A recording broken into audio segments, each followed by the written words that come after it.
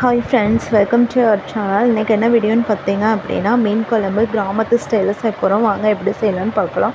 200 gram சின்ன வெங்காயம், 8 பல் பூண்டு போட்டு நல்லா வதக்கி எடுத்துக்கலாம். அது கூடவே 4 தக்காளி, மீடியம் சைஸ் தக்காளி போட்டு அதையும் நல்லா வதக்கிக்கலாம். நல்லா வதங்கினாதான் குழம்புக்கு நல்லா டேஸ்ட் கிடைக்கும். பாருங்கள், இப்போ நல்லா வதங்கிருச்சு. நான் வந்து ஹோம்மேட் மல்லித்தூள் தான் போட போகிறேன். ஏற்கனவே நான் வறுத்து அரைச்சி எடுத்து வச்சுருக்கேன் மல்லிப்பொடியாக, அதை தான் ஆட் பண்ண போகிறேன். 5 ஸ்பூன் மல்லிப்பொடி ஆட் பண்ணிக்கோங்க. 4 ஸ்பூன் வெறும் மிளகாத்தூள் ஆட் பண்ணிக்கோங்க. உங்களோட காரத்துக்கு ஏற்ப நீங்கள் ஆட் பண்ணிக்கோங்க.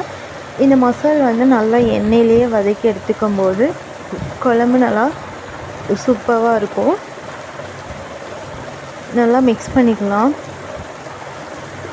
மிக்ஸ் பண்ணிவிட்டு இது நல்லா ஆற விட்டு மிக்ஸி ஜாருக்கு மாற்றி நம்ம அரைச்சி பேஸ்ட்டை எடுத்துக்கலாம். பாருங்கள், பேஸ்ட்டை எடுத்துட்டேன். இப்போ ஒரு கடாய் அடுப்பில் வச்சாச்சு. இதில் ஆயில் 4 ஸ்பூன் போட்டுக்கலாம். கடாய் நல்லா சூடானதும் ஆயில் 4 ஸ்பூன் போட்டாச்சு. ஆயில் நல்லா சூடானதுக்கப்புறமா கடுகு கொஞ்சமாக போட்டுக்கோங்க. கடுகு நல்லா பொரிஞ்சதும் கொஞ்சமாக வெந்தயம் ஆட் பண்ணிக்கலாம். மீன் குழம்புனா வெந்தயம் போட்டால் தான் டேஸ்ட் நல்லாயிருக்கும்.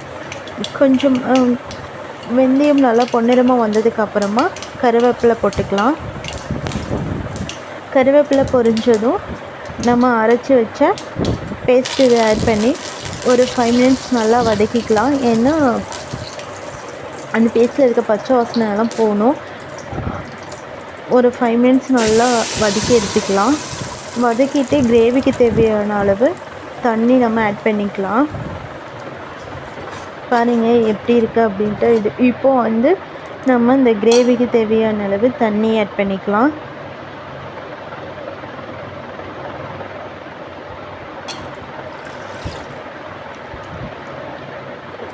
மீன் குழம்புக்கு தேவையான அளவு உப்பு சேர்த்துக்கலாம்.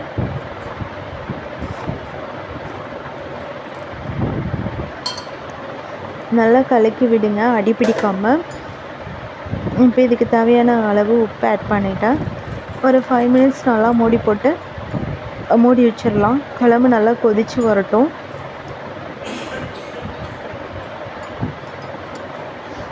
லெமன் சைஸ் புளி எடுத்து ஊற வச்சுருக்கேன். அதையும் நம்ம கரைச்சிக்கலாம். நான் இந்த இதெல்லாம் இன்றைக்கி வந்து தேங்காய் போடாமல் செய்கிறேன். பாருங்கள், நல்லா கொதிச்சிருச்சு. குழம்பு கொதிச்சு வந்துருச்சு. உப்பு காரம் எல்லாமே கரெக்டாக இருக்குது. இப்போ வந்து நான் புளி ஆட் பண்ணிக்கிறேன். புளி ஆட் பண்ணி ஒரு 5 மினிட்ஸ் நல்லா கொதிச்சதுக்கப்புறமா நம்ம எடுத்து வச்சுருக்கிற மீனை இதில் ஆட் பண்ணிக்கலாம். குழம்பு பார்க்குறதுக்கு எவ்வளோ சூப்பராக இருக்குதுன்னு பாருங்கள். கலர்ஃபுல்லாக இருக்குது. குழம்பு நல்லா கொதிச்சிட்ருக்கு. இப்போ நம்ம குழம்புக்காக எடுத்து வச்சுருக்க மீனை எடுத்து இதில் ஆட் பண்ணிக்கலாம். நான் இன்றைக்கி தலை மட்டும்தான் ஆட் பண்ண போகிறேன்.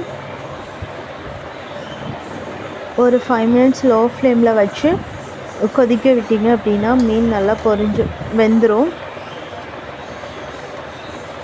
எண்ணெயெல்லாம் நல்லா பிரிஞ்சு வர ஆரம்பிச்சிருச்சு.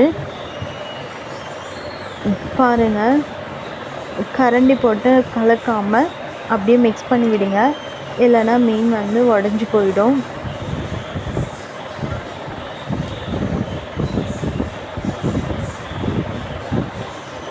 ஒரு 2 மினிட்ஸ் லோ ஃப்ளேமில் வச்சு நல்லா குக் பண்ணுறப்ப மீனும் நல்லா வெந்து வந்துடும்.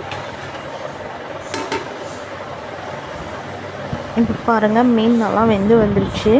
இப்போ நம்ம ஸ்டவ் ஆஃப் பண்ணிக்கலாம். எண்ணெயும் நல்லா பிரிஞ்சு வந்திருக்கு.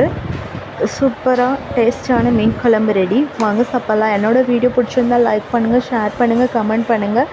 மறக்காமல் சப்ஸ்கிரைப் பண்ணுங்கள் ஃப்ரெண்ட்ஸ். பாய்.